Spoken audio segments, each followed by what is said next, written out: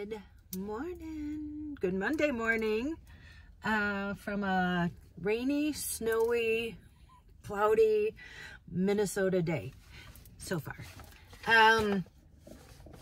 So I had to stop at the school again, and a couple things I just want to share because it's something that I found out, especially from living van life. A couple things. Well, first of all, so I banked with TCF, and if you don't know, they got bought out by Huntington, and that's my seatbelt. You know, I have old checks because I do everything online now. And so when you have to give a voided check to have them do direct deposit, even though it's the same account number, they won't accept TCF voided check. And so instead of like having to order some or whatever, I had to go to Huntington, and they have what's called a direct deposit enrollment form. I'll just show you this so that, so you can go there and you have to go to the bank and they'll give you this, and it's just a form instead of having a voided check that you can get from your bank to do direct deposit. Just so you know, because they wouldn't let me give my voided check here. So I got to drop this off. Otherwise, and I won't get paid. So I start December 2nd, but you know, a lot of times you're 2 weeks behind, because then if you ever leave, you get your last check 2 weeks later. So you have to kind of suffer in the beginning, because I won't get paid till December 30th. So I start the 2nd, but won't get paid till the end of the month. And then the other thing is, so when you live in a van, you know, a lot of people ask me before, you know, how do you get your mail? How do you do that? Well, I had a P.O. box here at home, and my daughter had a key. And so my daughter every week or two would check it for me, and then we'd FaceTime and she'd show me what came. And most of the time, again, it wasn't anything important because I did all my banking online, paid all my bills online. So it was never anything, you know, whatever. But anyway, so she checked for me. And then when I was traveling, if you needed, because I would have collaborations, and people would have to send me stuff to the location I was at, because I was always in different cities, towns, whatever. And I made the mistake once in Fredericksburg. Something was coming from China. And I didn't know that you have to have it sent to the main post office. And the person who sends it has to put it under general delivery, because then they know that you don't live there, you don't have a P.O. box there. Pretty much you're just traveling through or there on a stay, whatever. Because I didn't go to the main post office, and the post office it went to, they sent it all the way back. And if you remember, I was there for like over 2 weeks waiting for it to come back. So there you go. So that was one of the things as far as traveling and getting your mail. And then what I'm running into now is, so I was using my permanent address as my mom's apartment. Well, now she lives in assisted living, so I can't use that address. And I was sure that where I had my P.O. box, that they said now you can use it as like your address. But for certain things, I'm assuming like your taxes and stuff like that, you can't use it as your permanent address. And then when I went in for this direct deposit form, she said you can't use a P.O. box.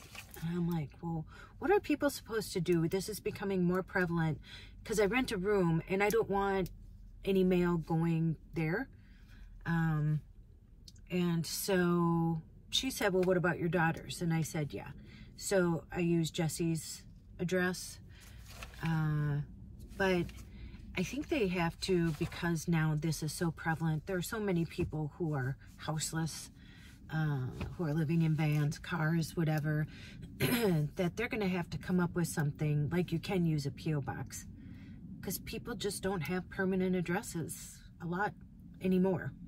And I think even more coming up. But So I just wanted to share that with you because this is stuff I'm finding out. It's kind of the repercussions now of coming off the road and having to deal with having a permanent place. And so now I think I'll have to go change my driver's license to my daughter's address, because you know, everything kind of has to sync up together with your taxes and everything. So just wanted to share that bit of information with you. Obviously after this I am off to Walgreens my last week in the pharmacy, start my new job next Monday, a week from today. So yeah, all is good. Okay, I just wish the sun would come out. I can deal with cold, I can deal with snow, I can deal with, you know, stuff like that, but I really need the sun. And I know most of you, just like me, I have that SAD, that seasonal affective disorder, where you just need some good old vitamin D. Anyway, okay, I'm gonna go ahead and get this done and head to work, and I'll check in with you later. Okay. All right, I'm at work, but I wanted to ask you, not for help for me, excuse me. I just went to get my coffee at SA like I do every morning, and I just saw a headline on the paper was food shelf donations are needed. And if you don't know, I used to work at, it was called, well, it is, it's still there, Joseph's Coat. It's a free store. It was by donations only. And we didn't get food, but, you know, it just reminded me that it's about the kids, you know. No kid should go hungry. No adult should go hungry, but especially no kid should go hungry. And, you know, it's the holidays coming up, and regardless of the holidays, but especially around this time, if you could think about giving to your food shelf, or having a food drive. I am gonna go into my work, and I am going to ask to start collecting donations. I'm gonna put right here, at least for where we are, and I'm assuming it's most places, because it's pretty much, you know, diapers. Oh my God, diapers are so expensive. So expensive. They were expensive back when I had my daughter 23 years ago, but boy, are they expensive now. Diapers and wipes and, you know, and then the food that they're asking for, it's like kids packs. And listen, it's not healthy food, but it's food. And, you know, and kids can't concentrate if they're hungry. So I'm just telling you that they're looking for food, and I never even thought about, wasn't on my mind, but now it is. And so if you have it in your heart, if you have the means, if you could donate to your food shelf, that would be amazing.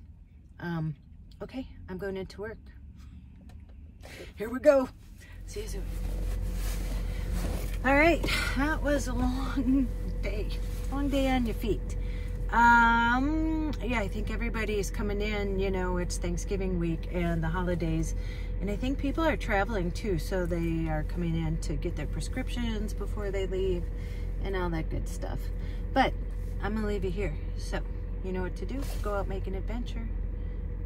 I was gonna say, I was thinking about adventures this year, and you know, I haven't been here in the winter, and yeah, I think we'll go sledding this year. Maybe even ice skating. Maybe, tubing. Tubing was a big thing when I was younger. So we'll see what happens. Don't break something.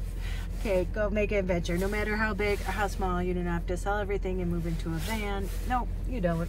Go call someone you love, and as Joy says, tell them that you love them, and don't you dare forget your magic. Okay, I will see you in the next one. Bye.